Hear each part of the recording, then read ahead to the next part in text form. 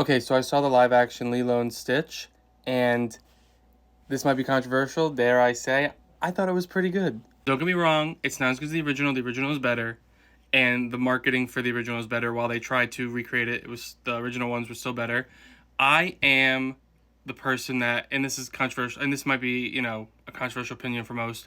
I don't mind the Disney live action remakes because, as a Disney fan, I just like seeing these movies that I grew up with as a kid, or just seeing these movies and having appreciation for Disney, seeing them in different mediums, even if they're not as good as the original. It's just fun seeing them again in a different way. But back to the live action Lilo and Stitch movie.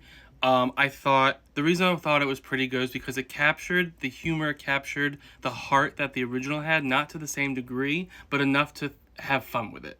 And I think these three characters were kind of the ones that may have those aspects. Nani and Lilo's relationship was the heart, and Stitch was the humor.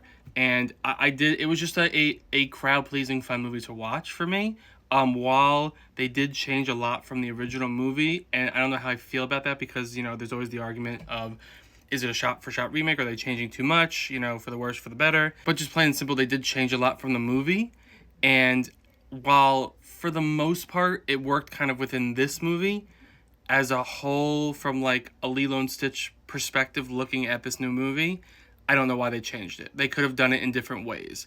And they did Jumbo dirty. I'm just going to say it right there. Also, I have to point out that the little girl that played Lilo was just as great as Stitch was. And sometimes you get a little nervous with child actors, but she killed this role.